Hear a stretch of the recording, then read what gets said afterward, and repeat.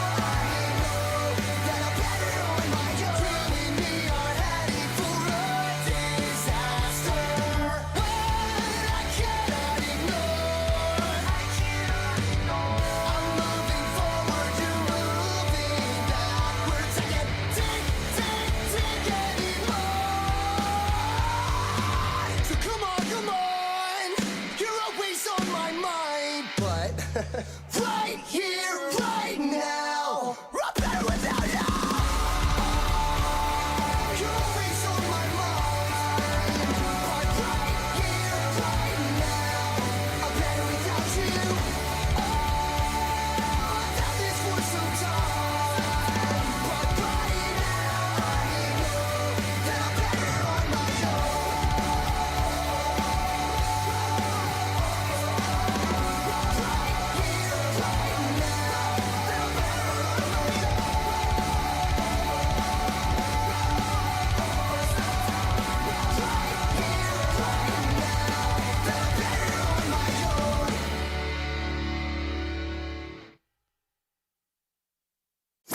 WTF Nation Radio. Everything stated on WTF Nation Radio is to be considered the opinion of the person that stated it, and not an official representation of WTF Nation Radio or U.S. Army WTF Moments. Price does not include tax, title, or license. Some assembly required. Each item sold separately. Batteries not included. Objects in mirror are closer than they appear. If conditions persist, contact a physician. Individual results may vary. Keep out of the reach of children. Avoid prolonged exposure to direct sunlight. Keep in a cool, dark place. And please enjoy the show. Shots.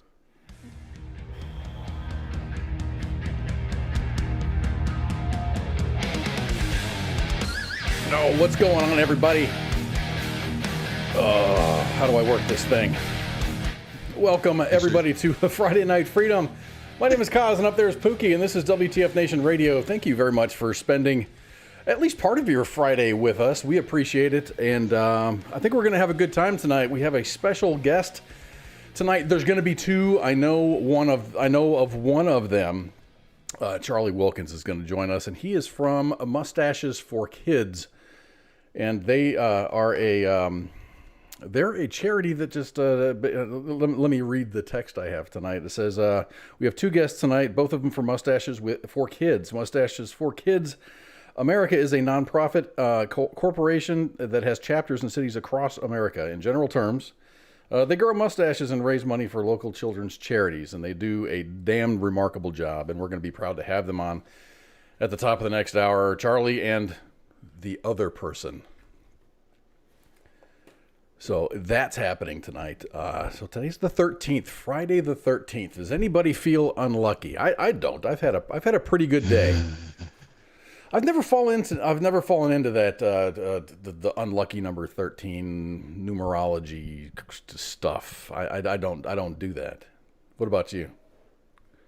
Well, I mean, I don't like to do things on Friday the 13th just because, and like me and my grandfather sat down and watched this thing on it's a National Geographic documentary show on Disney Plus. It's something bit me, I guess, or I was bit by something. Oh gosh. Oh no. And it talks about these people going into the weirdest places and get like attacked by crocodiles, you know, alligators. So I was like, see, this is why I don't leave the house. Oh, yeah, you're kind of in a part of the country where that's a real thing. It's kind of weird. I mean, going fishing up here, sometimes you hear of fishermen's up here in north central Texas. Like this is up in the Dallas-Fort Worth area, coming across crocodile or alligators in the lakes up here. You know, I don't think they're native. Normal. I don't think they're native up here. I think really. There's so much that I don't know, and I'm just finding that out. There's not many, but they do find their way up that way. I mean, they found one that swam out of like, I think they tagged it. It swam from like Louisiana and it swam through the salt water the whole way to Galveston. Dude. Yeah, so that was an alligator or something along the lines of that. But you know, that's just like stuff. It's like these people put themselves in that situation, so they kind of deserve that situation, I guess. See, when you were talking about that something bit me thing, I'm like, oh god, this is one of those. I went to sleep and I woke up and I had this rash on my arm. The next thing you know, it fell off and I've got 12 hours to live type crap. No, this is more like these idiots went up to Canada somewhere and, you know, they're told hire a polar bear, you know, like guide. You know, like you're in polar bear country, you need like a guide, and the only people up in Canada that can actually like carry the guns in that national park are Indians, I guess. Okay. So they said, nah, we don't need to worry about it, and you know, they get mauled by a polar bear, and then you know the Coast Guard, well, I guess the Coast Guard or whatever the equivalent of the Canadian Coast Guard is, comes in and they brought a guide with them. And they're like, see, there's a polar bear there, there's a polar bear there. They're literally like 100 polar bears just waiting to eat these guys. So in the United States, they're called the Coast Guard, and in Canada, fun fact, they're called the Coast Guard, eh? That's a fact right there. You can take that to the bank. It's a very interesting show. They had the guy that like strangled the puma to death. Oh yeah. Yeah, you remember hearing about that a while back. They had him on there, and he was like, "Yeah, it was a juvenile, granted, but it's still like that's a it'll still mess you up." So Friday the 13th is considered an unlucky day in Western superstition. It occurs when the 13th day of the month in the Gregorian calendar falls on a Friday, which is today. This happens at least once a year, and it can happen as much as 3 times per year. Friday the 13th occurs in any month that begins on a Sunday. So if the beginning of the month is a Sunday, if the first is a Sunday, then the 13th obviously is the Friday. Makes sense, right? Math? So now we're going to talk about the conspiracy of calendars and shit. Do you have any? Actually, I actually do have one that's crazy. I read about this a long time ago. It was, I guess, the Pope. One of the popes, he wanted to be the millennial pope. So Pope, the guy with the funny hat, Pope, that guy? Yeah. So he changed the year, literally changed the year, and like set it back something like, I don't know, set it forward, I think. So like we're not really in the 2000s. We're like really like sitting in like the 1800s. Oh God. I read this and I was like, this makes absolutely no sense, but it sounds like because at around the time literacy rate was so low and most people didn't, they just knew it was Friday or Saturday at that point. They didn't care what year it was. So it would have been easy for the Pope to be like, I want this to be the date. And what kind of paperwork do you have to fill out to do that? You know, I mean, process that through S1, you know, year change paperwork.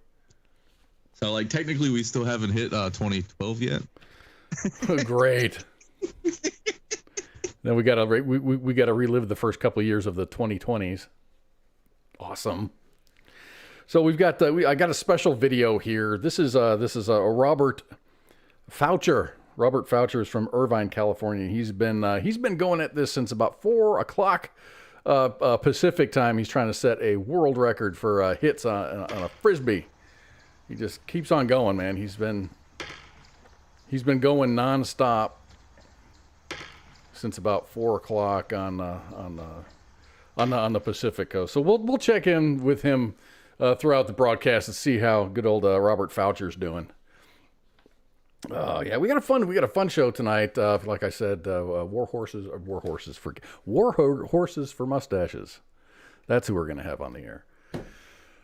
Mustaches for Kids is going to be here at the top of the hour. We got war horses for veterans, and then we have mustaches for kids. We don't have mustaches for war horses.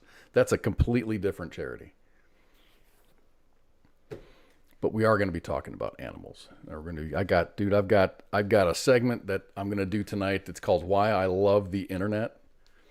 Because everyone's, you get the internet that just drives you absolutely crazy because there's a bunch of stupid shit on there. But then there's things that you run across that you're like, yeah, this is what the internet's for.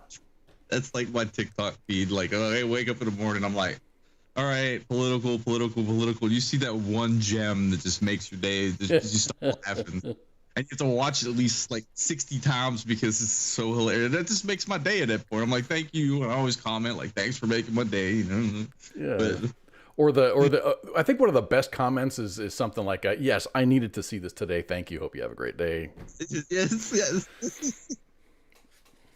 We need more of that and less of the other things, the conspiracies, the shitty government things. And why is there baby food at the borders and not on the store shelves? Good question.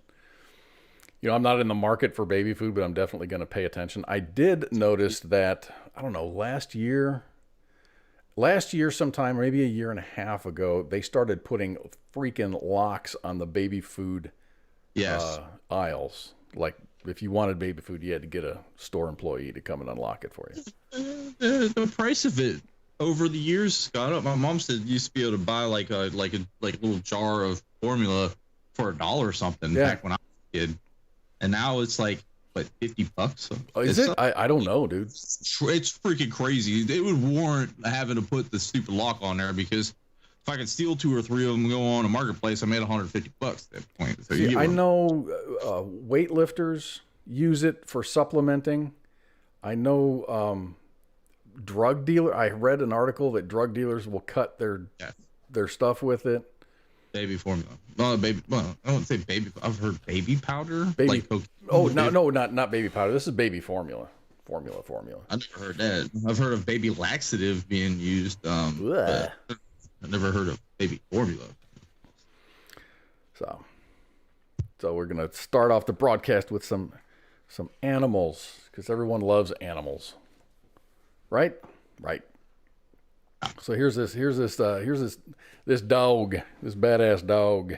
This tiny Jack Russell Terrier has won the hearts and admiration of several, helping neutralize hundreds of Russian explosives in Ukraine, and now he's won state honors too. Patron, the bomb-sniffing dog, received the medal from Ukrainian President Volodymyr Zelensky during a news conference on Sunday in recognition for his service to the country. Patron, whose name means ammo in Ukrainian, is credited with detecting more than 200 undetonated explosive devices since the beginning of the war in late February. How badass is that? I mean, you think it's a small dog. I used to have a Jack Russell, and they're not much of a dog, but they're smart. They're wiry little dogs. I'll give them that. So I thought that was cool. Little puppy. What was that Jack Russell Terrier that was on the kids show all the time? Wishbone. That's what Wishbone's been sniffing out bombs. You thought Wishbone retired. He's out in Ukraine sniffing out. I forgot about that. With the Order for Courage, 3rd degree. There's a video of them presenting the handler, and there's Justin Trudeau just happened to be there. Dedicated service. Oh, of course. A service dog called Patron. Good old Trudeau. Unwavering support for Ukraine, for its people. I love the accent. A service dog. He's a service dog. So that's Patron. Yay for Patron. Hopefully he got a bunch of snacks and stuff, man. Good for him. Well, shit's just not getting very much better down there.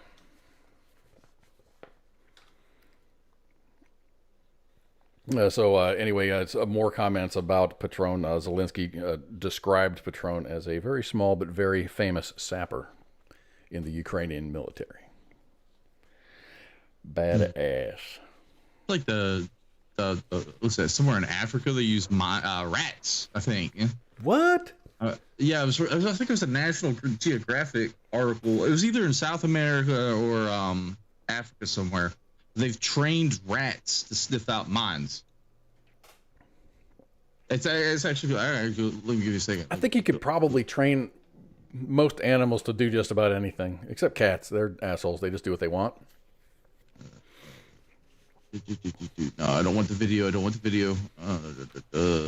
Gambia? Gambia? Zambia or Gambia? Gambia, I think I'm pronouncing it right. They use size rodents. So I guess, yeah. They have bad vision, but extraordinary smell. They can sniff out the landmines from the previous wars or whatever it is. It's pretty interesting. Well, cool. So this next story is for the ladies. And Spain, the country of Spain. This is kind of interesting. I'm kind of rifling through the stories because there's a bunch of things that I want to touch on. And I'm trying to pace myself so I don't burn out too easy or run out of material by the end of the first hour. So work with me here. I mean, I might be going at a good pace here, but then the last 45 seconds, I'm going to nail 3 stories. So here we're going to talk about Spain. Is not the first country to do this, but they're the next country to do this. For 3 decades, scientists have... oops, that's not the right story. That's the next one. Spain could become the first Western country to allow women to take several days off of menstrual leave from the workplace each month under the new proposed legislation. The Spanish government is expected to approve the measure as part of a broader draft bill on reproductive health. The proposed law would introduce at least 3 sick days unpaid each month for women who suffer from severe period pains. Worldwide, menstrual leave is currently offered in only a small number of countries, including Japan, Taiwan, Indonesia, South Korea, and Zambia. I think that's pretty cool. Yeah, that's awesome. Of course, it's unpaid leave, but still, it's, I need to take a couple days off because I don't want to be a pain in the side of everyone because I'm in pain. So, yeah, I got that. Or you get that bitter attitude. I can't put myself in the position of a woman who goes through that shit every month. What? No. I loved it when I've had my days once in a while where I'm just like, bro. Yeah, I remember when Minx was here, she would talk about that. It's like your body punishing you for not becoming pregnant every month. That's about the best way to put it. And I mean, I've had gas pain. That's about as. I've had food poisoning. I don't know if these can be related. I mean, I've had dysentery. That sucked. Oof, no. Yeah, it sucked. Don't eat the local food. I'm just saying. Hey, Lilia, way to backdoor everything and still make it here. She says she's been zucked on her other page, so she's here. Oh, see, you know what? I quit Facebook and I stopped getting zucked, and I feel so much better about myself. I never felt bad. I was always questioning, like, what? I posted that 3 years ago. Why is it being hemmed? Why am I getting hemmed up now? I did get it was like a warning. I posted something about all of the food processing plants from Canada all the way down to the southern part of North America that have either had some catastrophic failure, fire, or something that happened to that plant. And there was like 30 of them so far, 30 or 40 of them this year. So I got tagged as posting misleading information. I'm like, I don't know, did this not happen? No, this actually did happen. These things did happen, but it's misleading. Apparently it's misleading, and the fact checkers at Facebook decided to let me know. That's why I got off. I can't. That's why I got off of Facebook.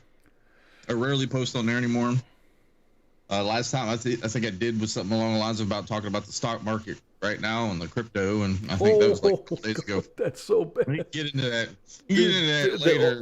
Dude, there are people that have. I mean, you don't lose until you sell, but the value of some people's portfolio, everyone's portfolio's gone. My portfolio's gone down, but there's people that have had tens and hundreds of millions of dollars in their portfolio, and now they're in the hundreds of thousands because I've been sapped pretty hard the last couple days, and I'm just like, you know what? Screw it. It happens once every like 5 years, 10 years with crypto, so I'll sit back. I'm just going to let it ride. I'm not going to do anything. I actually bought more. I had a cash balance in one of my accounts, so I'm just like, I'm going to throw this at something. So I did, and then it went down like it normally does.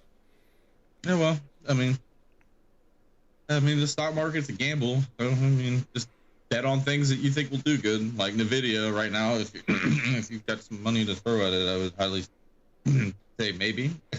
Yeah, I mean their prices are coming down now, so I think they'll get some more volume through the doors. It'll be interesting. Yeah, so let's check in on our frisbee dude. Frisbee dude, his name's Robert Foucher. From Irvine. He's just going. He's been doing it since 4 o'clock Pacific. God, this morning? No, this afternoon. So he's been at it for what, 2 hours? An hour? Yeah, so he's just going at it, man. Has he not missed one yet, or is he? Well, it looks like he knocked the one on the lower beam off, so he moved to the middle one. But he's going one after another, just bang, bang, bang. So something that we're all probably very, very familiar with, myself included, Gulf War illness, Gulf War syndrome, whatever you want to call it. It's been just, I mean, what is it? What causes it? Things like that. I've had. I always heard that it was caused by the oil wells burning is what I always heard. But I mean, I don't know if it's a form of PTSD or. I mean, I don't think it's related to PTSD, is it? No, I mean it's exacerbated by, but I mean, I had a guy.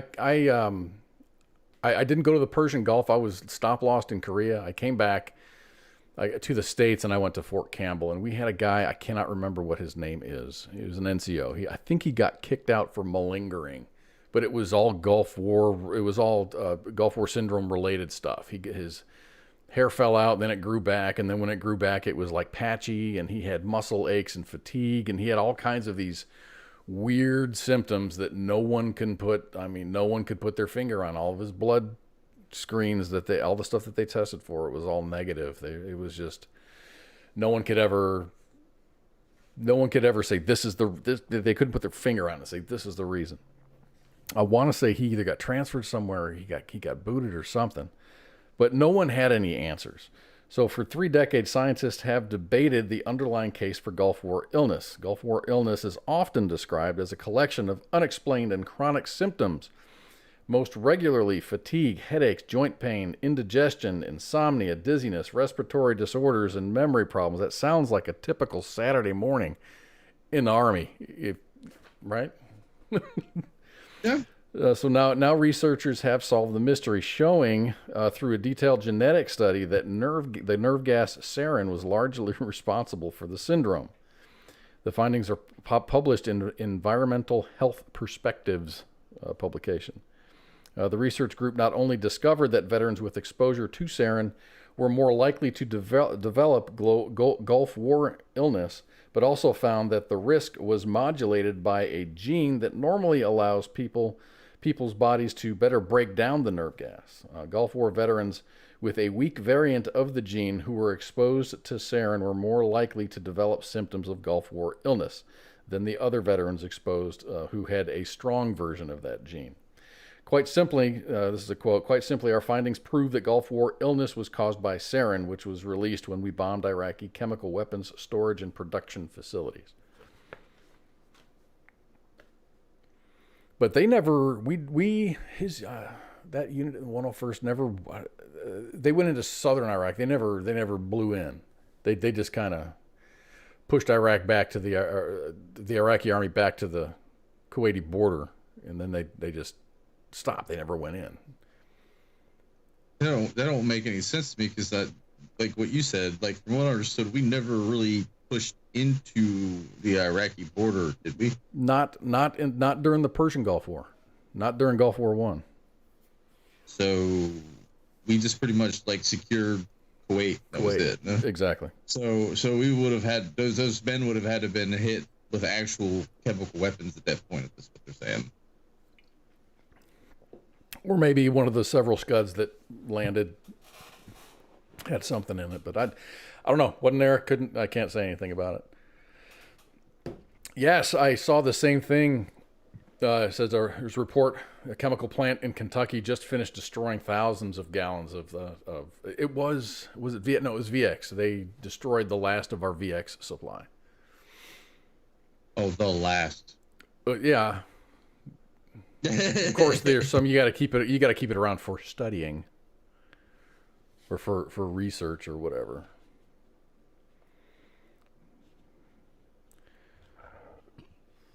So that's my excuse me. So that's my. I ate an entire fucking pizza before the show. That was a mistake. I can't hear it. I was like, oh man, it sounds like you suffered. I do apologize. Yeah, I had some construction workers over at the house. They came over at 7:30 this morning, and they left at like 3 o'clock in the afternoon. Then I was like, screw it, I guess I'm not getting anything done today. So I took a nap, woke up, and I'm like, crap, I got to eat. Opened up the refrigerator. I'm like, fuck, I got to go grocery shopping. I'm ordering a pizza because I've got a coupon. So I went to go redeem my coupon, only to be told by Domino's that because you're using the coupon, your for delivery order is not eligible for delivery because it doesn't meet the $1 threshold. I guess you have to spend $15. My bill was going to be $1. I was going to tip the driver like $15, and they said no. It's ridiculous. So apparently, I guess they lie, man. They lie. It's a conspiracy. Speaking of conspiracies, you want a stupid funny show? It's a stupid show. It's kind of funny because there's some laugh out loud moments. It's on Netflix. Just came out. It's called The Pentaverse. I've seen clips of this. It is so stupid. They hit on some real world shit though. Absolutely everything. They got Alex Jones in there. It's funny, and it's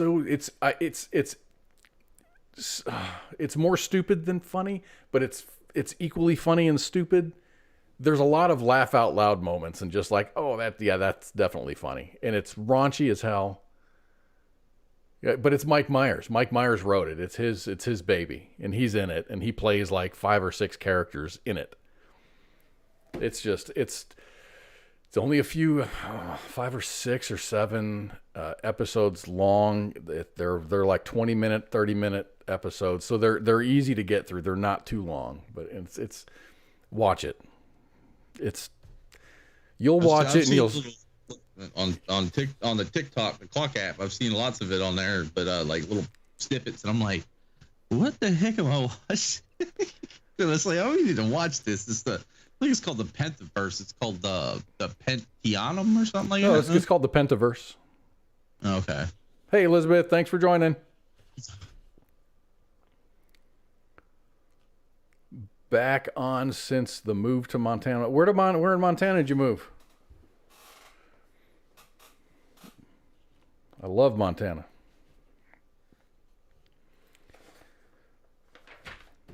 All right, let's talk about dead people. There's a segue for you. So police allege that a South Carolina man was in the process of burying a woman that he had just killed Saturday. I pulled this story last week because it showed up in odd news, and it actually ended up hitting mainstream. But police allege that a South Carolina man was in the process of burying a woman that he had just killed Saturday when he had a heart attack and died.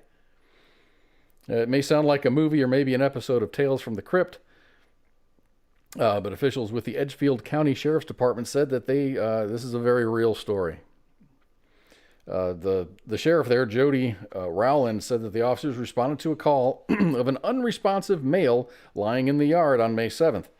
Deputies arrived to find Joseph Anthony McKinnon, age 60, dead in the backyard of his residence.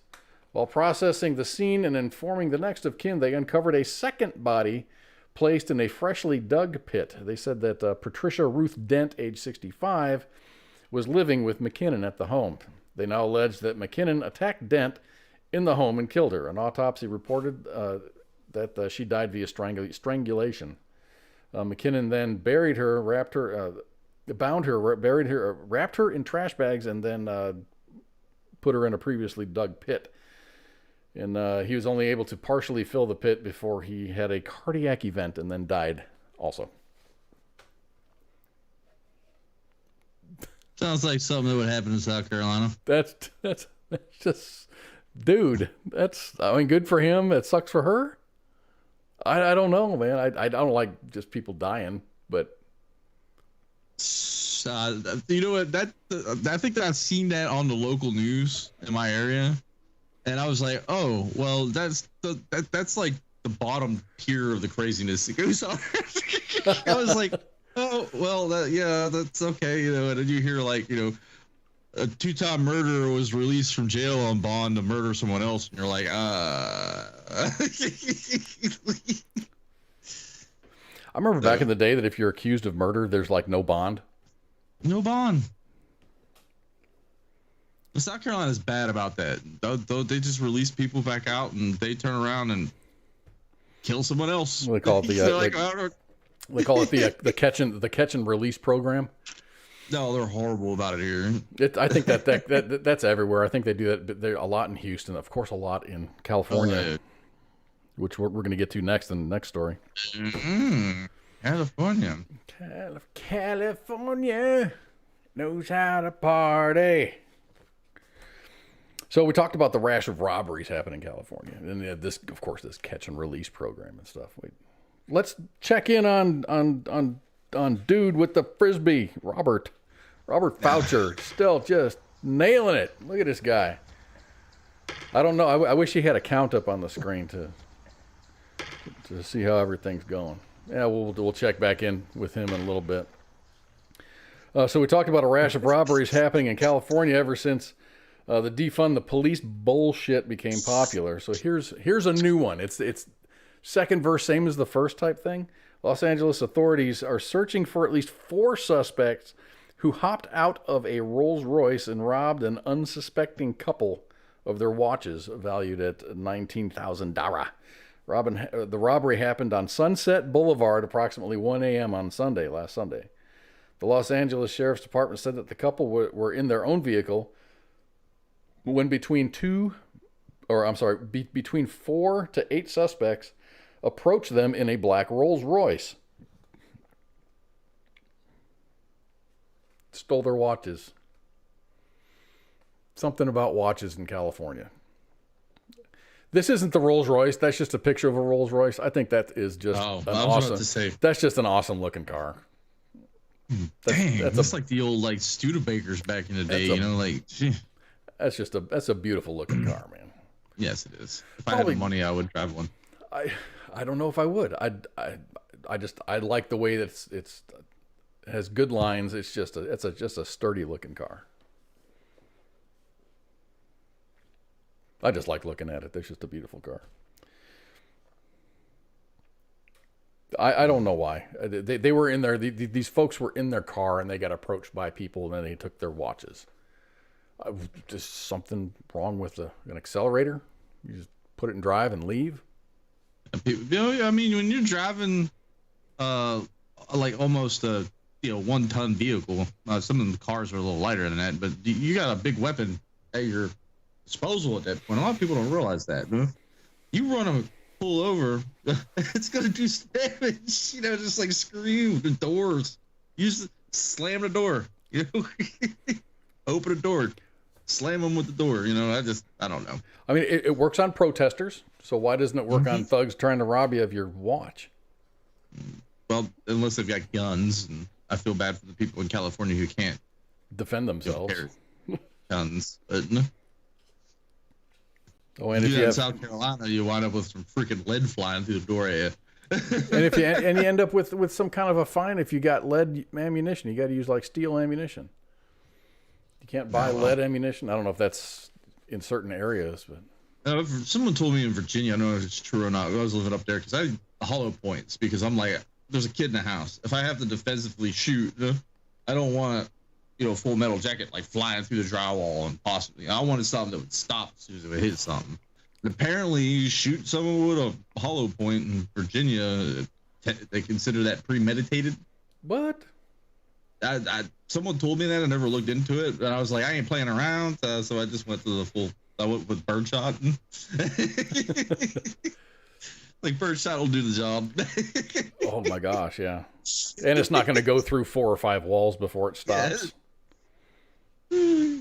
Go back to Full Metal Jacket, or I just throw some birdshot in my shotgun and just make the person hate themselves after that. But there was a story. I think it was last week or so. Some Airbnb.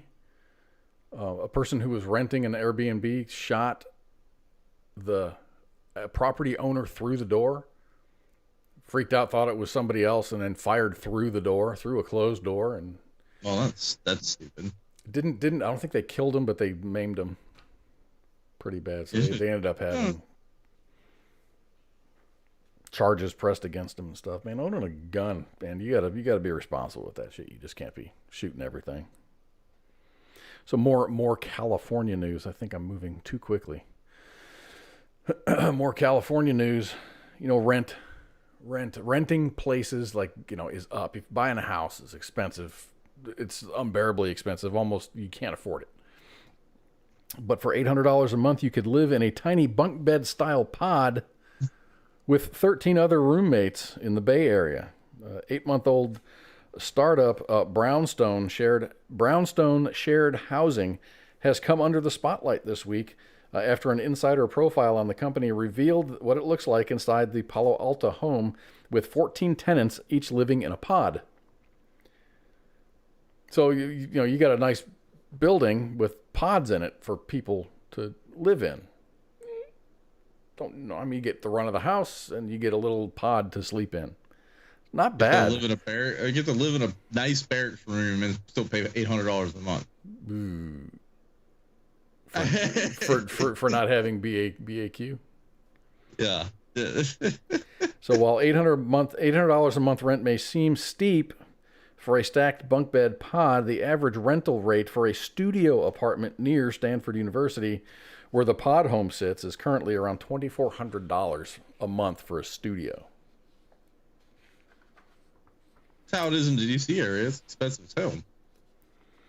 Co-founder Christian Lennox has lived in a pod herself for the past year. The pods offered by Brownstone are stacked too high, and they come with a built-in fan, a built-in light, and an electrical outlet. Blackout curtains are also provided for privacy. She said, "Our flexible month-to-month leases give you the freedom you deserve." And the blurb on their website says, "Zero security deposit and utilities included. Give your wallet a little breathing room." Unlike the square footage inside your little pod there.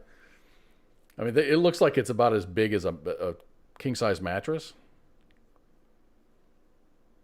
But I mean, you sleep there. Who cares? You got the rest of the... Yeah, I guess if you're just sleeping there, then that makes sense. But I think a car note would be cheaper. Yeah, but then you're always gonna have one or two roommates that have snoring issues, or sleep apnea issues, or something. Or just that one stinky dude that just never showers. Yeah, right. It'd be just like living in a barracks all over again. Right. I mean, because we had 8-man bays. 8-man bays in basic. And I got to my first duty station, and that was a 4-man room. And I stayed in 4-man rooms my entire time. But we rarely had four people. At the most, we had 3. NCOs usually had, I think E6 and above that were in the barracks had 1. You know, that was just them. So if you were a squad leader, you were the only person in your room.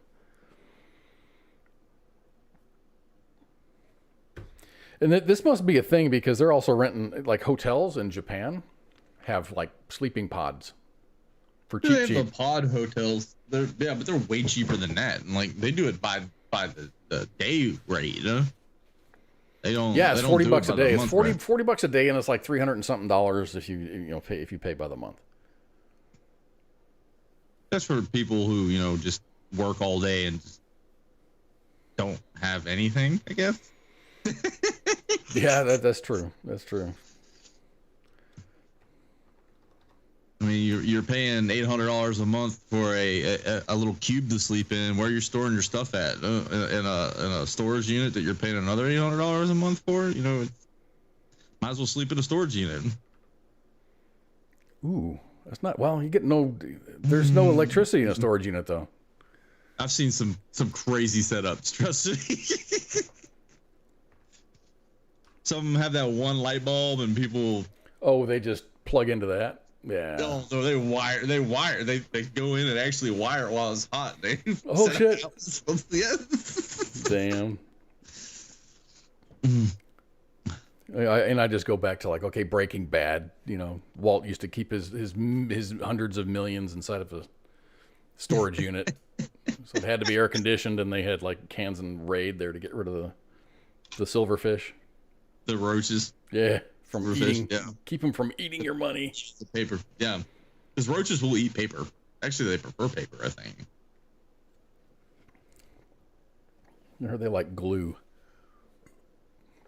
like envelope glue, or like stamp glue. Yeah, I heard. Yep, heard that. Oh.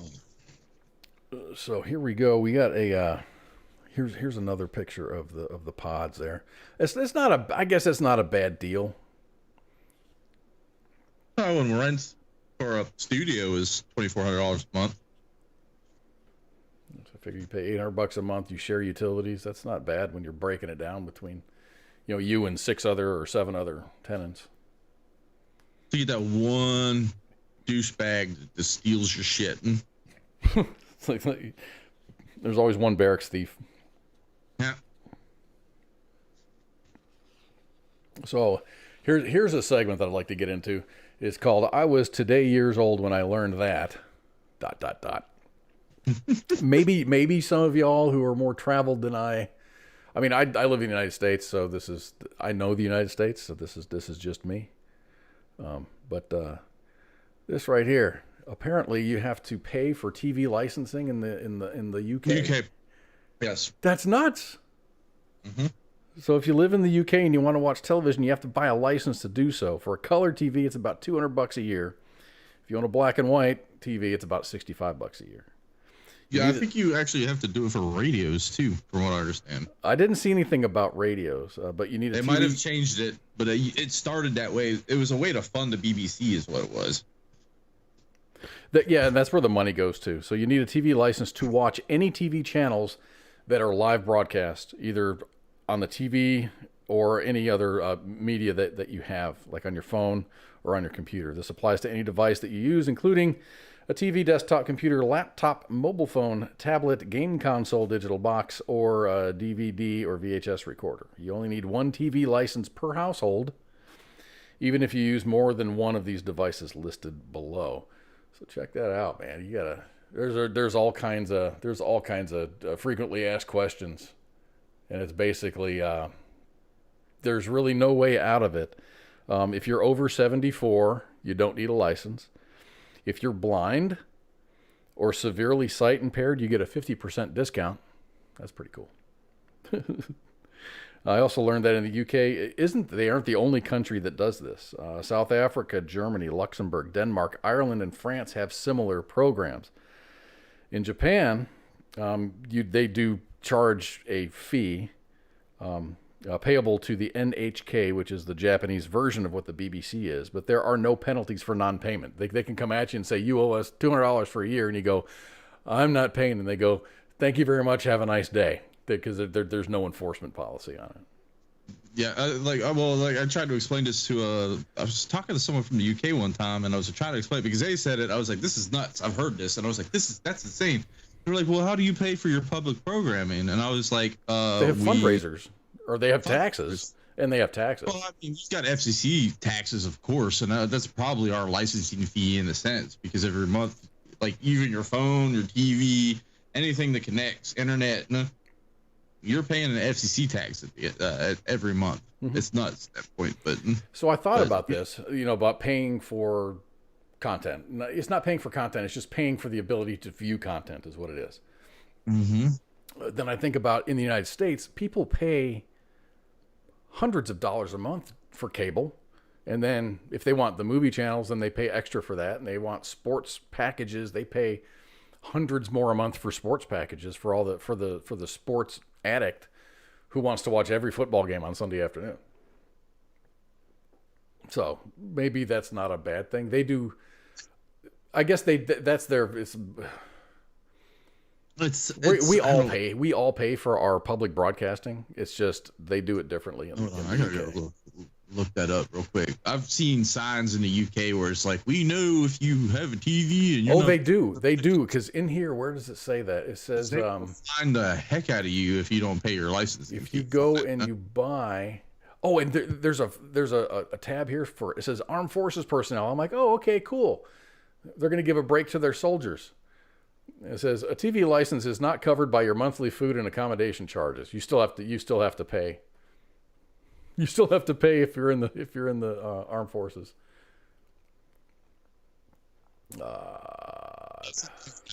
Pound fine. Yes. If you don't license. Yes. That's nuts. But you go when you go, like if whatever the UK version of Best Buy is, maybe they've got a Best Buy. I don't know. But when you go there, your TV is registered, and it's that sale of a TV and the purchase of the TV and address are sent to the government, so they know that you've got a TV at that residence. Oh, that would explain the huge black market of TVs in the UK. I always was trying to figure that out. Like, there's a massive black market for TVs in the UK. Oh, really?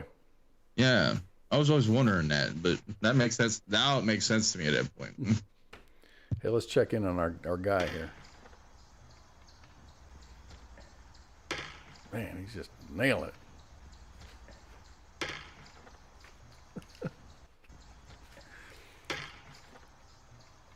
So this guy, let me find my information, or no information. There's no information on this guy because I just made up his name. He doesn't exist. It's not in California. I have no idea where it's at. This is like one of those perfect gifts. Endless loop. Yeah, I've got it on an endless loop, and it's just like this guy just. I mean, where's he getting his frisbees from, man? He always has frisbees in his hand. It's a perfect loop. It is a perfect loop. You can see the glitchiness toward the end. No, I can see where it glitches out. Huh? He just because I got they're like, hey, check this out, how accurate this guy is. So I'm watching this video. I'm like, man, he keeps on hitting it. I'm like, hold on a minute. Where's he getting these frisbees from? Dude with the bow rolled back and the dramatic music's playing. Like, look at this epic shot. And it's like, dun, dun, dun, dun, dun, dun, dun, dun, and the angle changing. And you're sitting there waiting. And you're about like 5 minutes into it. It's like, what's this game going to make? I'm like, man, isn't his arm getting tired? I did see it wasn't a perfect loop. It was a video of a guy that a moose had come out of the woods and he was hunting. So he drew his bow. And the moose just kind of walked towards him slowly, and he never got a broad shot on it. And you're not going to shoot an arrow at a moose's head. That's just stupid. So he never got a broad shot on it. So he ended up not pulling. He ended up not firing his arrow at the moose. But it was a pretty big moose. Moose freaked me out. They're just clumsy, violent. They're like the hippo. They're like the North American murder cow. That's what they are. Murder cow. Yes, that's what I call hippos. I call it like you got the African murder cow, and then you've got the North American murder cow, and they're both the same thing. They will just stomp you to death for no reason. Definitely. Yeah. I've seen them chase boats down rivers. No. The moose, not cows. And even what you call them, hippos will screw you up, man. I'd rather fight a honey badger. I'm just saying. Okay, so here we are at segment. I think I'm doing good on time. I got 10 minutes left before we go to break, and then Charlie, our guest, is going to be calling in right after we go on break, probably after the first song or so. Charlie, are you listening? So after the first song's done playing, then you can show up, because we usually like to go to the bathroom, get up, stretch. But now we're here for our I Love the Internet segment. Now, there was a reason for this. Once in a while, there comes a video out on the internet that sticks with you. Back in the late 90s or early 2000s, I remember the Numa guy. Oh, yeah. Yeah, and then in... no, Charles, call one song into the break. He's messaging us on the telephone. Anyway, the Numa guy, and then in 2005, 17 years ago was the Leroy Jenkins guy. He just passed his 17-year anniversary. So if you don't know who Leroy Jenkins is. Oh, do I have that sound bit? Yeah, I ended up ripping that, but they actually do have a 3 or 4 second download for Leroy Jenkins. So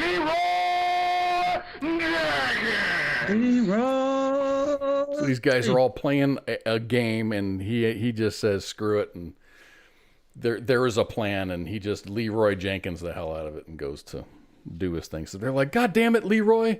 Because everyone died. 100% staged, but it was like, it's World of Warcraft, and that was a really hard raid. And yes, it was staged, but it was funny as hell, and it'll stay forever on the internet. So now I'm gonna show you 2 videos. The first video is a very innocent video of 2 girls drinking bottled soda in a car. They're just drinking soda. It's like here, let's down this soda or something. It's a video of 2 girls. I was scarred the rest of my life. It's not that one. It's not that one. This is good. So let's enjoy this together. It's not there's nothing wrong with it. I can't do it. My tummy hurt.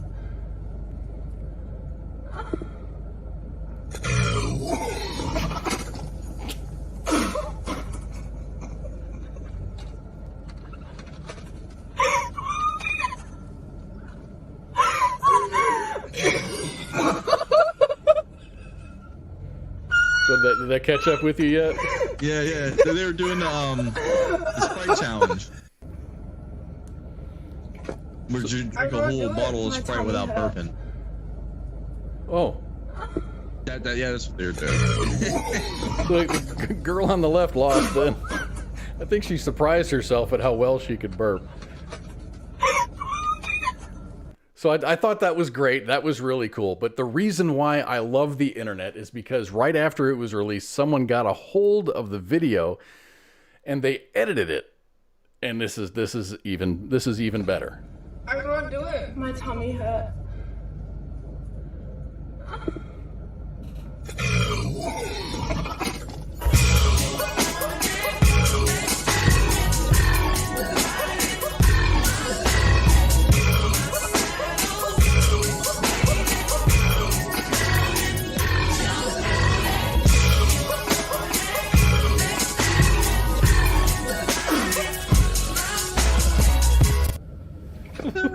I didn't see that one. You haven't seen that one? That is why I love the internet today. There's so many reasons to hate the internet. That right there is the reason I love the internet today. So maybe I'll make this a segment every once in a while. That's great. I didn't know that was a Sprite challenge. Yes, it's a challenge to take a 20. Well, I don't know if they're 20 ounce anymore. They might be 16 ounce or whatever. But you freaking drink it as fast as you can. No burping. And there was a thing that was floating around for a little bit there on TikTok, and it kind of died off because TikTok trends, they're just as fickle as the wind at that point. Yeah, they had one TikTok trend right now, the blackout challenge or whatever. It killed some 10-year-old girl. I don't believe none of those things. I don't believe it. Apparently, you're supposed to hang your mom's purse by a doorknob and choke yourself until you pass out. Yeah. Yeah. So, some 10-year-old girl. It was on the girl's suggested videos to watch or something like that. I don't know. I don't do TikTok. I don't know what that means. See, what was it? I know we're getting close to time here, but I know there's this big kind of conspiracy, and it really did happen. Apparently, like Facebook was paying local news stations to run bogus TikTok stories because Facebook doesn't like TikTok, and so you hear a lot of these crazy like challenges, TikTok challenges from your local news station, like, oh, your kids jump off the cliff challenge. Geez. It makes absolutely no sense. Some of them, like, anyone with enough common sense will know that will kill me. Then again, I have no faith in humanity anymore, and so David Cunningham says, and I know we're getting close. I'm going to have to break out of here in a second for our guests. But David Cunningham says the cinnamon challenge. See, I never fell for the cinnamon challenge because as a kid, when I was young, I fell for the cinnamon challenge because I loved like cinnamon French toast and stuff like that. But I tried. I mean, you could take a spoonful of brown sugar and it just tastes really, really good. You take a spoonful of cinnamon and it just sucks because it's super bitter and it's nasty. It's a spice that's meant for seasoning, not for eating. So I learned at a very young age that you don't take cinnamon raw, a lot of it. Young took a yak the whole bottle, like one of those little McCormick salt shakers, little disposable ones. I cracked it open. I yacked it back because I was like, "Ooh, salt's good. Salt's good." You know, jeez. Like, I'll just say, I puked pure salt up like instantly. It was like, from there on out, I was just like, I still remember that to this day. I was probably like 3 years old. It's stuck in my brain like, hey, be careful around that salt. It'll fuck you up. Okay, everybody, we're going to take a break. When we come back, we're going to have mustaches for kids, not washed mustaches for veterans, not mustaches for horses. Our partner is War Horses for Veterans, and we are going to have a guest, and their organization is called Mustaches for Kids, and they're saving kids one mustache at a time, and it's actually pretty damn cool. So we're going to be back in just a little bit. Hang tight. Shots. WTF Nation Radio. WTF Nation Radio.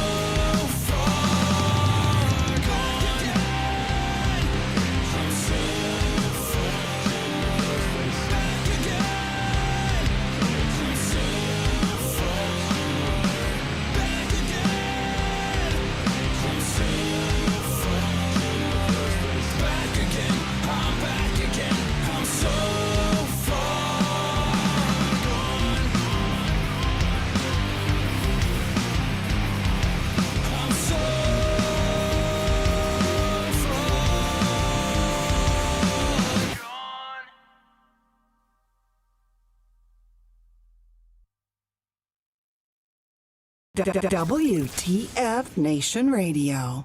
This is WTF Nation Radio. Hey, Mia, you better hide your baby, or you better hide that big-ass forehead.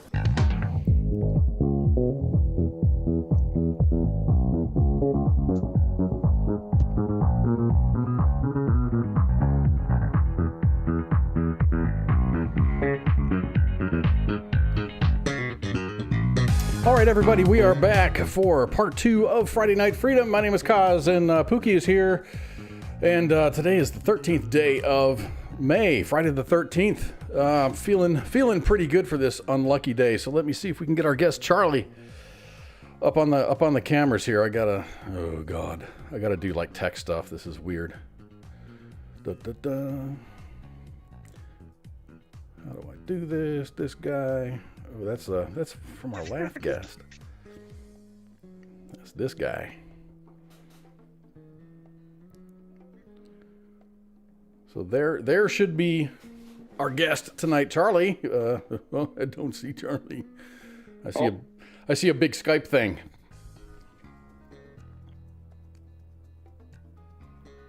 I wish I could see you too. There you are. Excellent. Hi. We got Charlie here from Mustaches for Kids. Not to be confused with Mustaches for War Horses. That's a completely different charity. We won't get into that. So how's it going, man? Thank you very much for joining us. Thanks for having me. This has been the best month of my life so far, man. Oh, explain that. Yeah, well, so I turned 35 yesterday. Happy birthday. So thank you. So that was a huge plus. And then our Mustaches campaign happens for about 28 days, 30 days, give or take, every year. And we do ours in the month of May. And this month, I always go all gas, no brakes, you know. And I'm sitting at a personal record of by this point, I'm sitting at $7,500 raised for kids, charities, and whatnot. And that's a personal best for me. So I'm over the moon right now. So give us a little background on you. Who is Charlie Wilkins? Well, my name's Charlie Wilkins, and I am a flight medic with the Nebraska National Guard. I've been in for coming up on 18 years. Wow. So that's my military time. Civilian wise, I'm a paramedic for Nebraska Medicine. I don't do any more ambulance work. I'm getting old. I can't do that anymore. So I work in a hospital, both inpatient, outpatient, and the emergency room. And then I'm a professional amateur mustache grower, and I encourage that whoever donates the most each year, they get to name the next year's mustache. So what we see on my upper lip is the Aphrodisia stash. Aphrodisia stash. Yep, that's what the number one donor named it. So what is Mustaches for Kids? I'm really trying not to say Mustaches for Veterans because I got War Horses for Veterans on our mind. Right. Mustaches for Kids. You guys are a corporate, a nonprofit raising money with chapters all over the United States for various children's charities. That breaks it down. Yeah. Okay. So that's the best too long didn't read I've ever heard of. But to expand on that. So Mustaches for Kids started in 1999 over in some place in California. I don't know, man, it's California. And one of the dudes here in Omaha heard of it, liked it, and brought the idea back. And started it up here in Omaha, I want to say about maybe 2009. I know if I say anything, give any untrue facts, the guys are gonna get me for it. So I'm okay with that. So we've been growing here in Omaha for the past 13 years. My math is right. It is right. And it's really just a bunch of dudes who want a reason to grow a mustache and drink a lot of beer and then raise a shitload of money for kids. Every year we have a couple different charity partners. We used to just have one charity partner back in the days when Mustaches for Kids Omaha was raising like $20,000. But last year we raised over $830,000. We're on track to beat that again this year. So now we're picking multiple charities. This year our funds are going to, what are they called? Child Saving Institute and Kids Can community centers. Is that related to the Can Academy, or is that Kids Can? That's a completely different charity. Oh, that's a great question. I Couldn't tell you. Because here they have the Can Academy. You can donate your car and use it as a tax write-off, and they take the proceeds. So we have that, but that's separate. Okay, gotcha. Now I know what you're talking about. Yeah. Okay. Yeah. So there's different chapters all over the United States, and I mean, Omaha, Richmond, Lynchburg, Tennessee, Orange County, Twin Cities, which is a new one. Nashville's another new one. Wilmington, Delaware is another one. I probably didn't even name all of them. Oh, there's so many, and it's going around year round. And every year I try and find a new grower in a different city, and here in Omaha, I blast their name out as much as I can to continue to get donors from here donating to those campaigns as well. So tell me, how does growing a mustache help raise funds for children's charity? Everybody has their own shtick. What I do is I grow this mustache out, and whenever somebody donates, I poorly Photoshop my face on their family photos. And I mean, it's not good photo. I mean, it's Snapchat Photoshop, like that's the level that I'm working with here. Mm-hmm. And then I share a story about a moment that I had with this person, how I met the person, something along those lines. And I just share that. And what ends up happening is people will donate because one, they want to donate. Mm-hmm. But then I've had some friends say, "Hey, I'm really excited to hear what story you're going to share with me." And so that's my shtick. I've got some friends that grow their mustache out and say, "Hey, if you donate, I'm going to donate $50. I'm going to mow your yard and give you a pound of bacon." Yeah. But it's all just to entice donations for these children's charities. Right. It's kind of like if you think about that Hot Wings interview that goes on with Sean Evans, Oh my God, yeah. Yeah, eating Hot Wings has nothing to do with interview questions. But you add in that one little nuance to it, it becomes a hit. So for me, this is my excuse to grow a wicked gnarly mustache and say it's for the kids. Within 670-1 standards, right? So for 11 months out of the year, absolutely. My commander, pretty good dude. He says that for just during my campaign, nobody's going to harass me.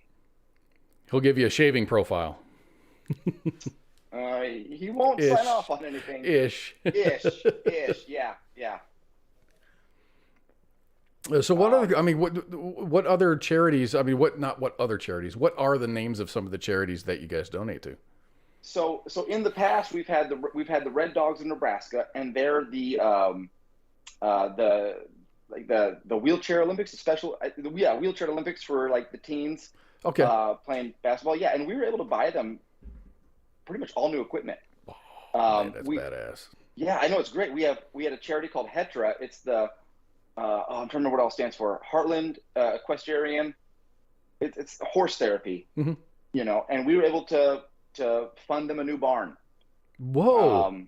Yeah, we did the Micah house a couple years ago, and we put a lot of diapers on babies.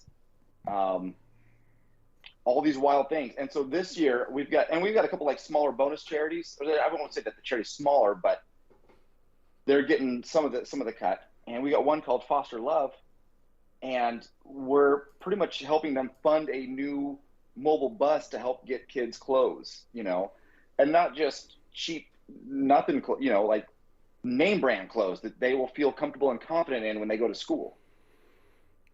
That means a lot for kids.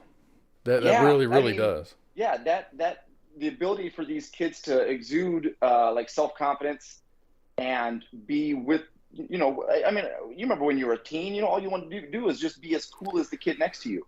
Or you didn't want to you didn't want to be so different. You just wanted to fit in. Right. So if we can help empower these kids this way, yeah, I'll grow a stupid mustache. My mustache isn't stupid. I take that back. But I'll grow a wild mustache, and look as ridiculously cool as I can to help these kids out. So who are you partnering with? You said some E4 Mafia. Yeah. So he just came over. We live pretty far away from each other, but he's getting set up right now. And he is a local veteran t-shirt clothing company.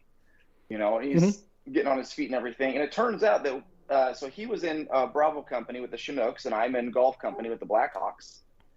And I want to say he was their ops guy. Oh, one second, he just walked in. What you need? Or on Skype. I can't get to get on the call. Oh yeah. Hey, can I take a minute and get him set up real quick? You sure you can. Yeah, I saw him trying to call, and if the thing is, if I accept his call, then everything else drops out. Oh, do you want me to just bring him right on in here? Sure. Would that be easier? That would be easier. Come on in. Come on in. Cool. What's up, Mia? I'm gone. Cool. Let's see. I'll get a chair. Yeah, I'll grab a chair. Well, that's one way to do it. Yeah. Yeah, so E4, man. So when we met in the most, I don't know, man, the most interesting way, I was selling a pair of sunglasses that had like Army camo on them, and they were Oakley brand, and I had to buy them for NTC because they had like some iPro requirement. Uh-huh. And I, of course, made this whole, you know, our local buy-sell trade post. And it was like, you can thank me for my service. These things will protect you from all the bullshit the Army has to offer. And his E4 Mafia clothing brand page shared it. And I reached out and said, hey, if you want to share my stuff, let's work together to raise money for Mustaches. And Hadley, who you're going to meet in a second, just did not hesitate. So he designed this shirt for me, and we've been selling it. And the proceeds are going to my campaign. Oh, this is badass. I like it. I like it when a story develops and it matures like this. Yeah, and it's absolutely great because the design just says out of regs, which is what every soldier wants to have, is an out of regs mustache. Anyways, guys, this is Hadley over here. What's up?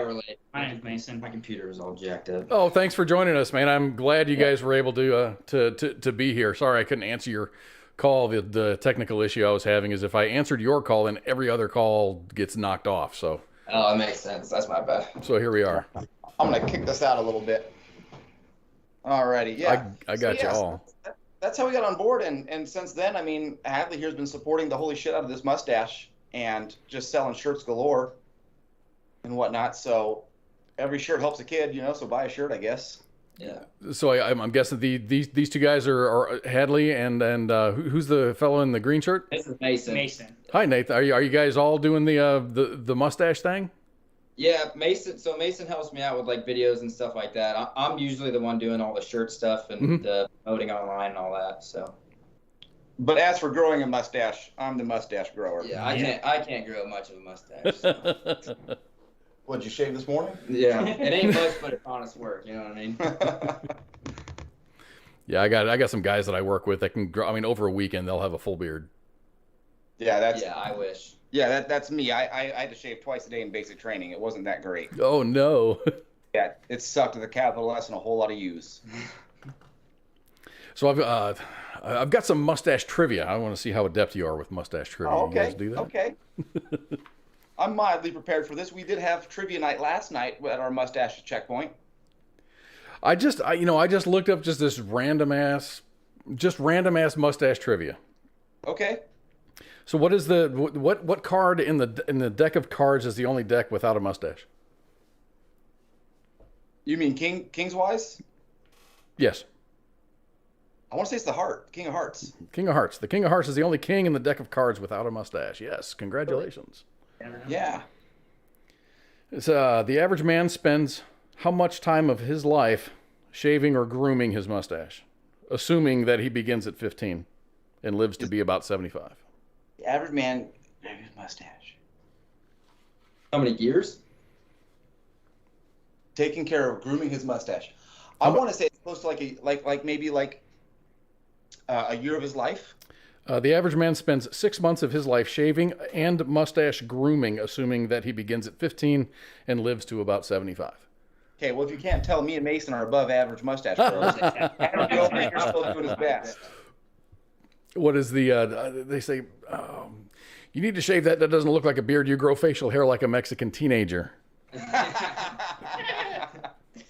That is one of the guys at work tried to grow it, and he was going like for months, and it just never got beyond patch, like a patch here with nothing here, or maybe a little bit something here, and it's like, either you can or you can't. Yeah. Well, and every year at the end of every campaign, we have what we call Stashy Awards, and one of the awards we give out is the nastiest stash, and it's usually reserved for a guy who's grown like 2 or 3 hairs the entire campaign. and one of our guys, I mean, he got the nastiest stash. His mustache's name was the Tenuous Tuft, and by himself he brought in like $20,000. Jesus, dude, good for him. Yeah. So how do you judge? I mean, it's just you say, I'm going to grow a mustache, and I'm the highest bidder, I'm going to name this mustache after you, or you can name the mustache. That's what I do. What's other incentives for donating to Mustaches for Kids? I mean, other than the fact that it's for kids charity, and this is shtick. It's all shtick. Yeah, that's the incentive. That's the bottom line. That's it. As my own shtick is my own thing. My buddy, the guy who got me into it, he will mow people's yards with bacon. With bacon, yeah. That's the thing that he does. With bacon? Yeah. He will give bacon out to people. We got a guy that processes his own sausage, and he gives a pound of sausage to donors. That's really so. Mine is my own shtick. And this is your month. It's every month. From what I gather from the website, it's like monthly. It's a monthly grow effort. Yeah. So, but it rotates around the state. So Nebraska's is just in May. I want to say that Nashville's is later in the year. I think the Twin Cities, they don't quote me on this, but they do theirs next month, maybe in 2 months or so. But generally around the clock, there's somebody growing a mustache for a kid. So where can we donate to Charlie Wilkins' stash fund? Oh man, that's a great question. If you go to Mustache for Kids Omaha, just Google that and start typing my name in, you'll find it right there. Just Charlie Wilkins. And I'll share with you a fun story real quick. And sure. 2 apples, don't laugh at this. We're done. Okay. Better be funny. About 6 months ago, another longtime donor of mine was raising money for a very specific child who was recently diagnosed with cancer. And he says, "Hey man, come out. You're good at raising money for kids." So I went out there, and I made it known that I was doing this. And my girlfriend's dad, who I love the guy, he wanted to see how far I would go to take things. He says, "Hey, I'll pay you $1,000. I'll donate $1,000 if you wax your asshole on Facebook Live." Oh no! And I was like, "Man, you don't know me. Like, I would do that for $20." Don't undersell yourself. It's for the kids, man. The price. Right. So anyways, I put it out there. I said, "Hey, if we can raise $500, then I've got a donor who will donate $1,000, and I'll get my asshole waxed." And so, we're eating hot wings. We did the one chip thing, just to raise money and everything. And we hit our $500 mark. And my girlfriend's dad put up $1,000.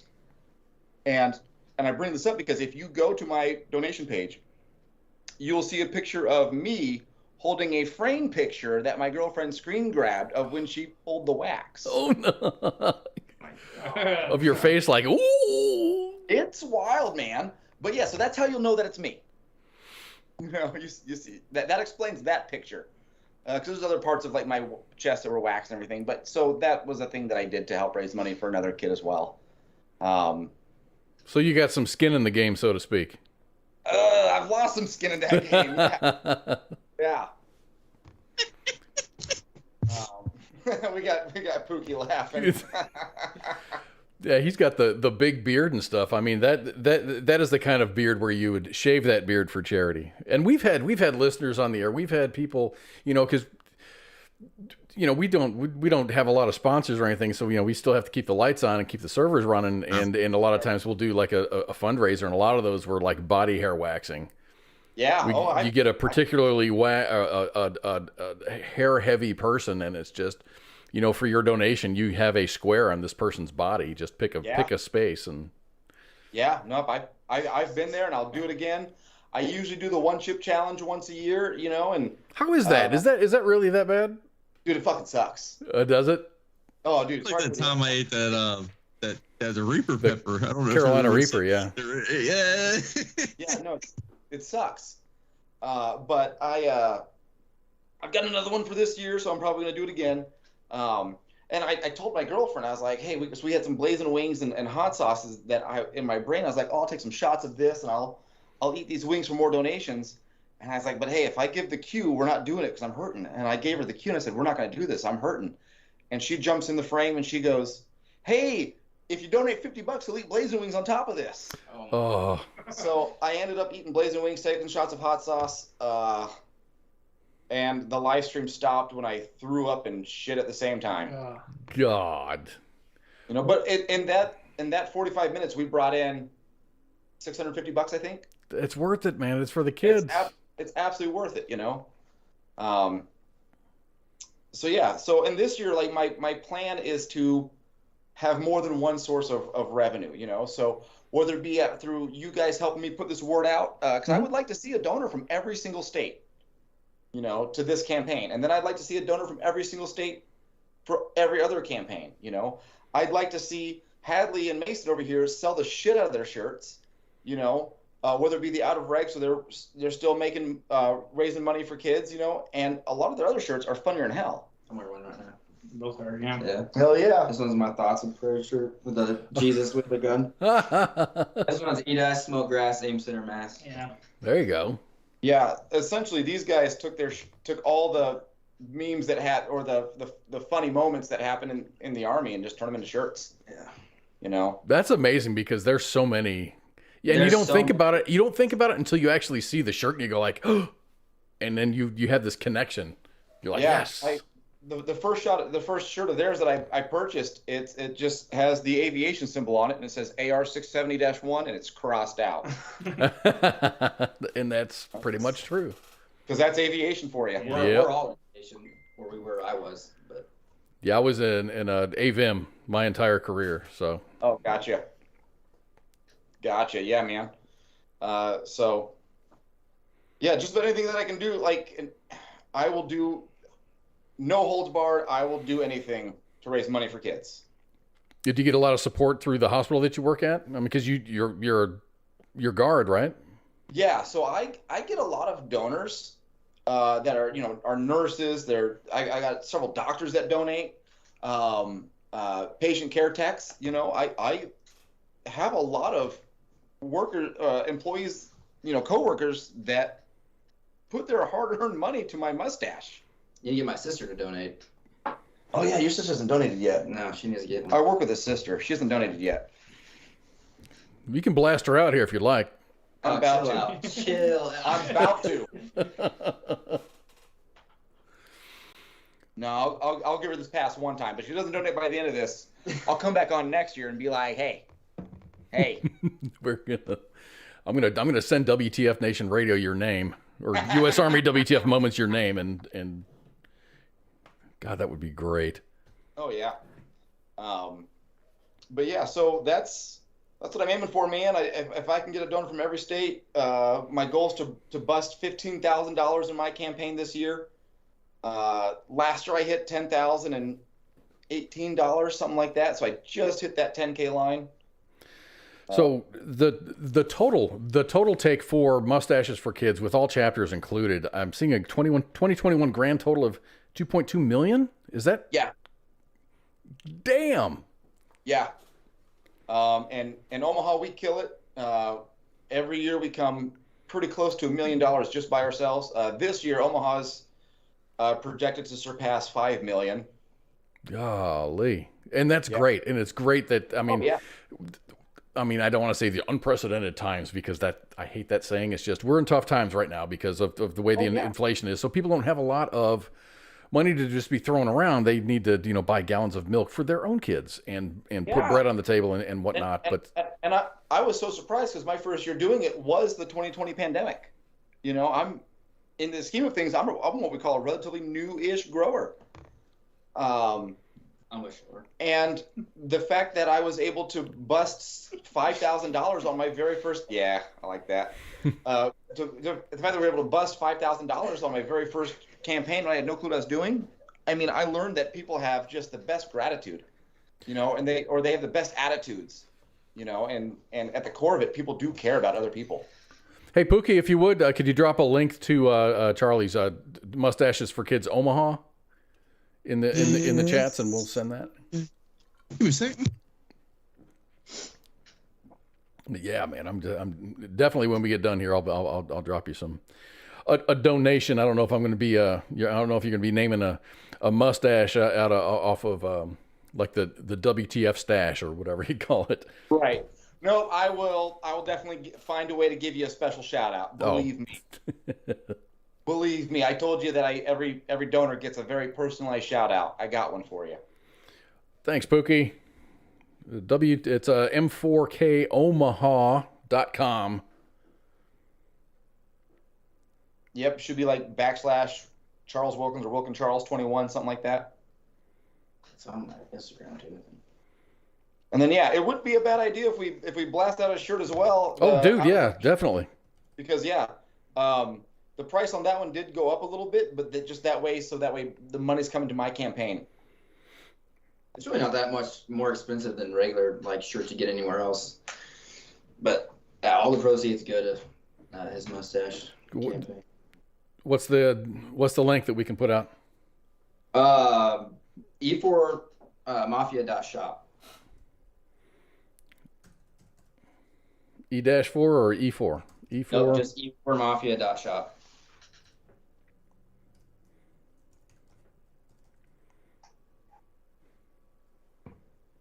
Yeah, and if you select the shirts to be sorted by most popular, humble brag, not humble.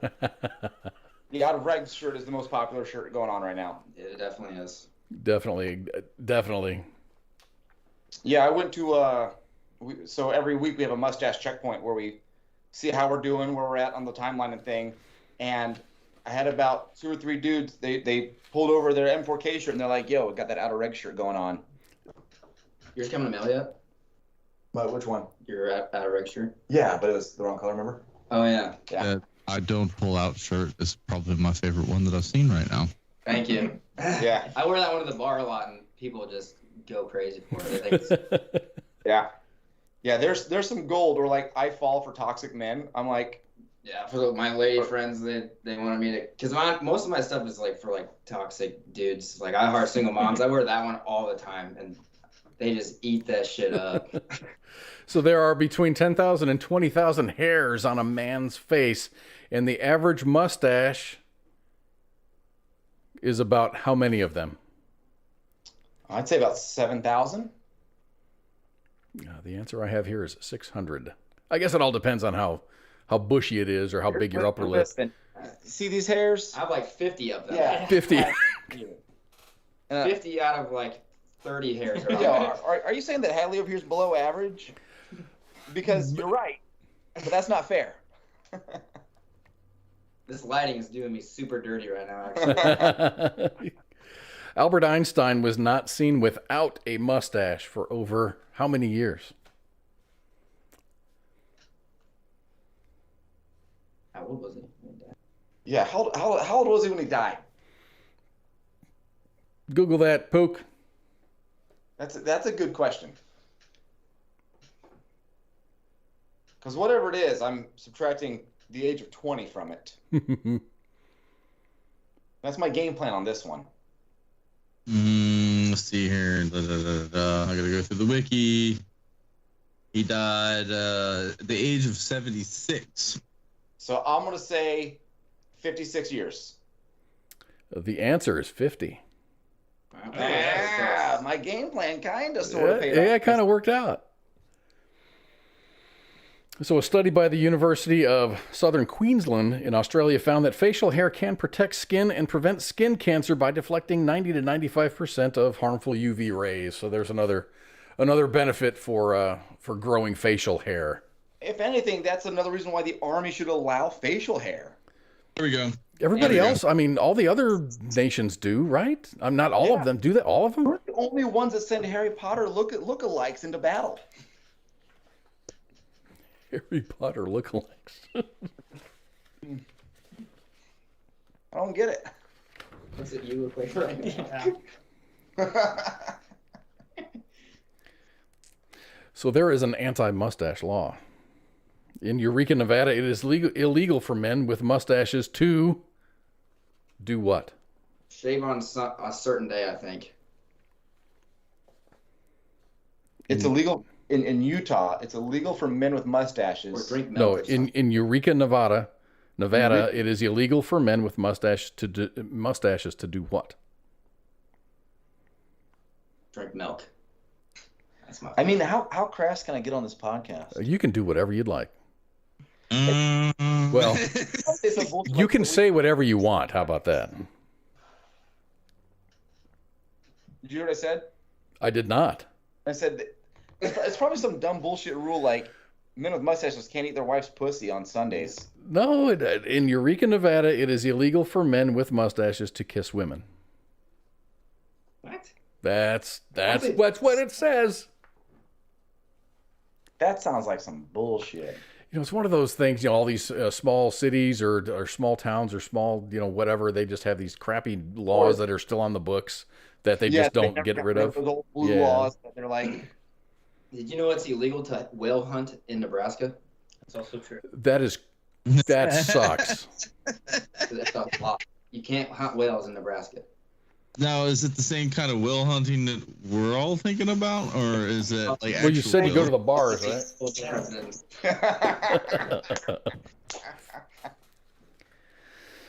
So you were talking about drinking milk and getting milk on your mustache. Noblemen in the Victoria era ate soup with a special mustache spoon equipped with small barriers to protect their mustaches.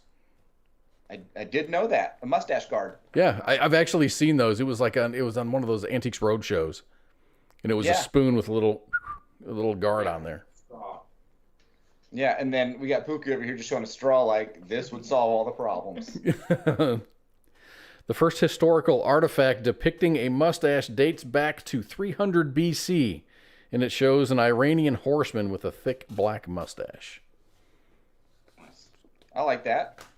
I'm here for that. And before that, we were all, cavemen and whatnot. Yeah.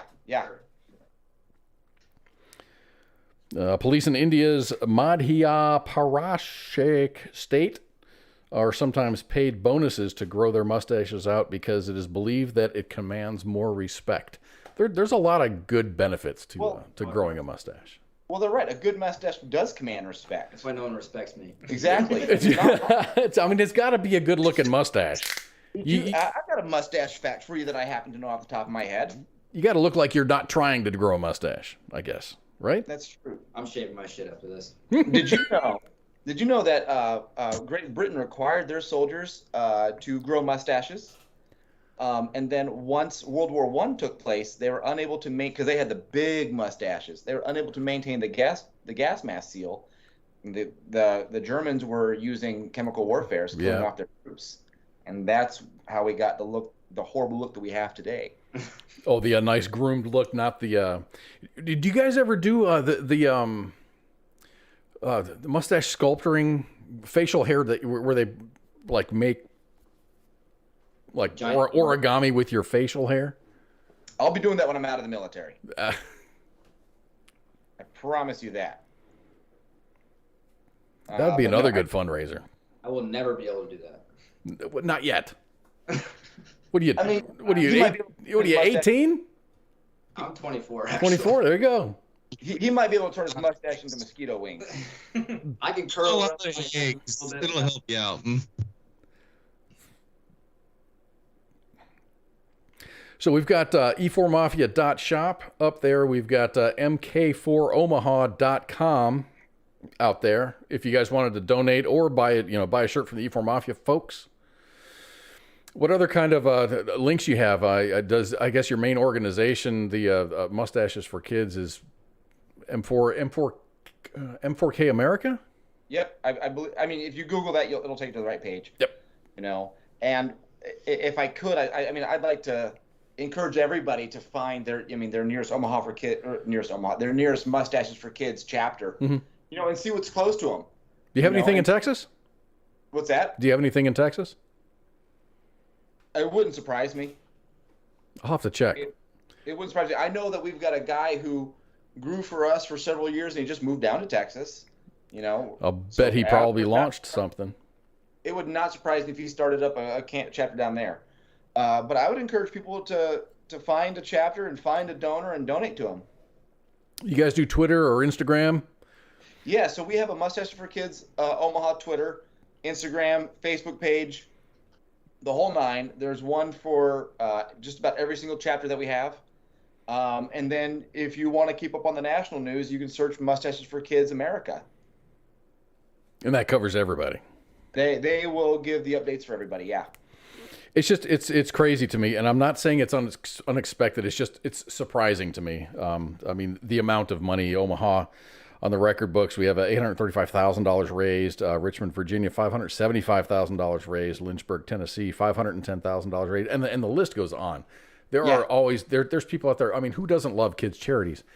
Right. Do we know how much money this goes actually towards the kids? I mean, when you actually buy uniforms for a team, that is a tangible thing that you can put your hands on that. Yeah, and sometimes I'll have people ask me like, how much money is going towards staffers? Well, I can tell you that in Omaha, we've only got one person on the books, and that's to just run our social medias and to answer questions. Mm-hmm. Other than that, like the president of Mustaches for Kids Omaha, he's full time. He's a lawyer. At night, he's a stand-up comedian, and he'll do shows to raise money. He doesn't see a dime of any of this. So we're not paying out to other people. I wish I knew the amount of how much is going to charities, but the fact that we're able, like you said, to buy new equipment for sports kids, sports teams, build barns, it's not one of those where 3% goes to the charity and the 97% goes towards the staff.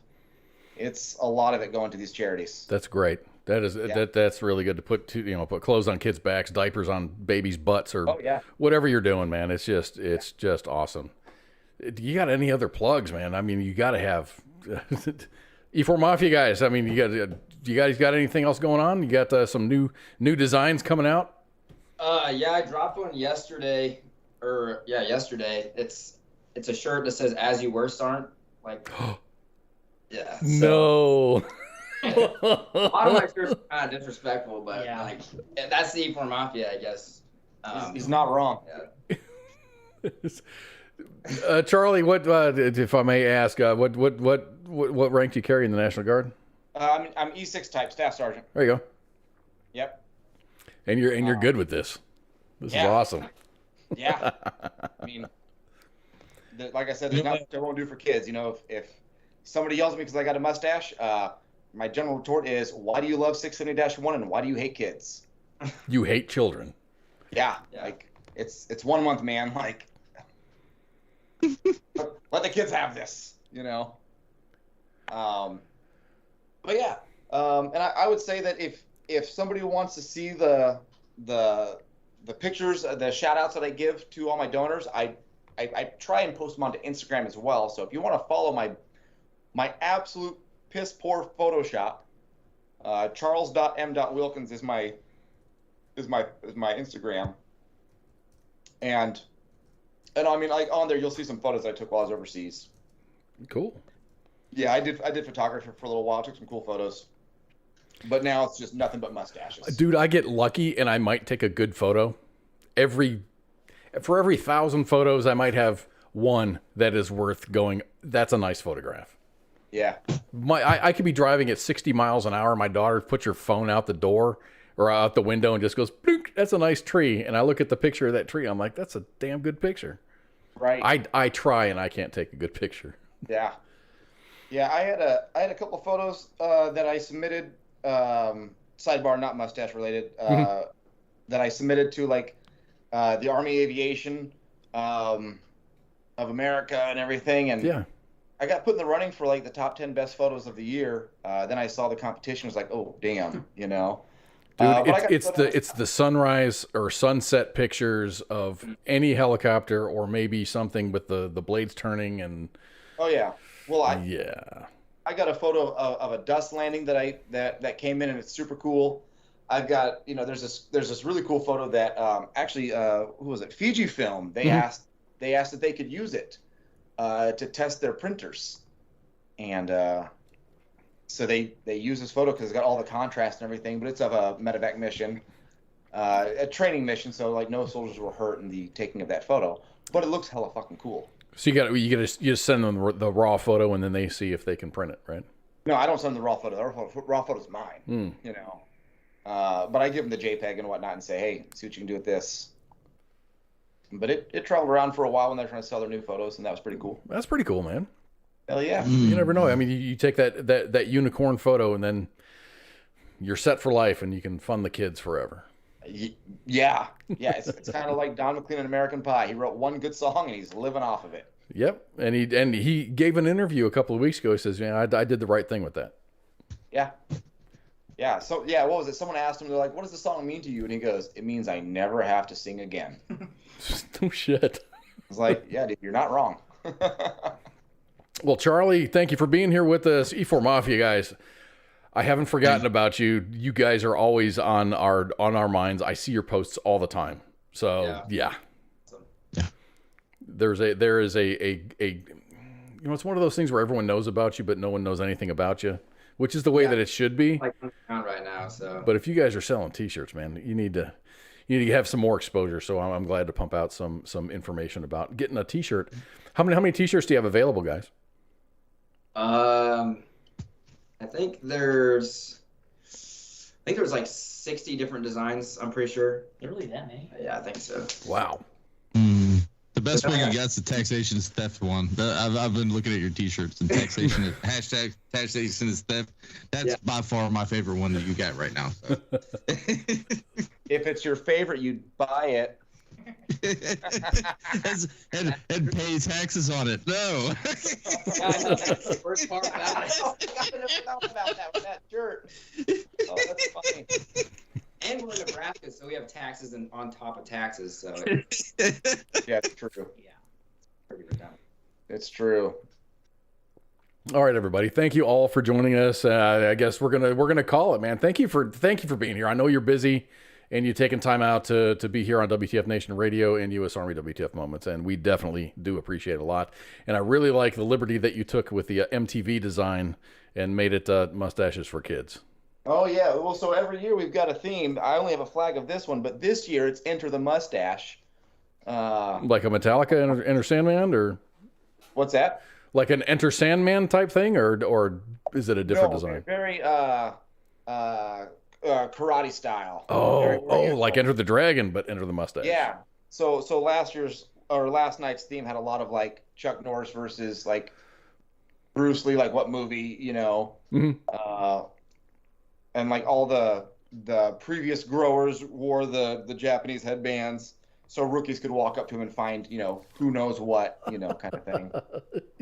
So definitely, guys are having fun with this. Oh yeah, well, as the website says, as we say, it's absurdity meets philanthropy. You know, we get weird, we raise money. There's no two ways about that, and you guys are doing a fantastic job. And thank you. Wish you all the success in the world in the future. I can't wait to see what you guys have coming up later. Well, when I see your donation hit my site, I will throw out a very special shout out for you. I appreciate that, and you might see that in about 20 minutes. How about that? Perfect. Guys, thank you all for being here. I hope you have a great rest of your week, and enjoy your weekend, man. Thanks. Hell yeah, brother. You take care. All right, Pookie, we're gonna close this out. I just wanted to. I don't have any housekeeping type information, so I just want to say that we have shows Monday, Tuesday, Thursday, and Friday. Monday is the Monday edition. Tuesday is Pop Culture Warrior, and dude, CQ is killing it. He was at DARPA the other day. We had Robert Patrick on this last show. What a great interview that was. If you didn't get a chance to get it, you can always just search our archives. I mean, Robert Patrick is such a cool dude. Thursdays is Sergeant's Time with Spanky and Ice, and then Friday we're back here for Friday Night Freedom. You got any closing statements, questions on this Friday the 13th? Oh no! You know how I always say it: don't drink and drive. Don't beat your wife. Don't beat your spouse. Don't kick your dog. Standard safety briefing. Be a decent human being. And love one another. Love one another. And then in your spare time, go to m4komaha.com and donate some money towards Charles' mustache growing efforts to save the kids. And then e4mafia.shop. E4mafia. Do I have to spell that? E, the letter E, the number 4, and then the word mafia.shop. I can't break that down Barney style even more.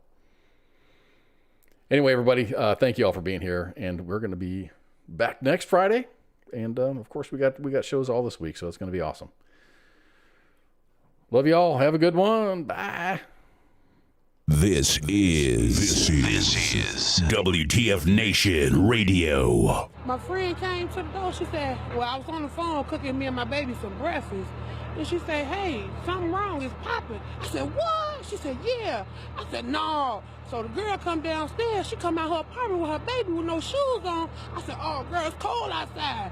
She said, something ain't right. I said, oh, man. She said, oh, man, the building is on fire. I said, no, what? I got my 3 kids and we bounced out. We ain't gonna be in no fire, not today. The voice of U.S. Army, WTF Moments. This is WTF Nation Radio.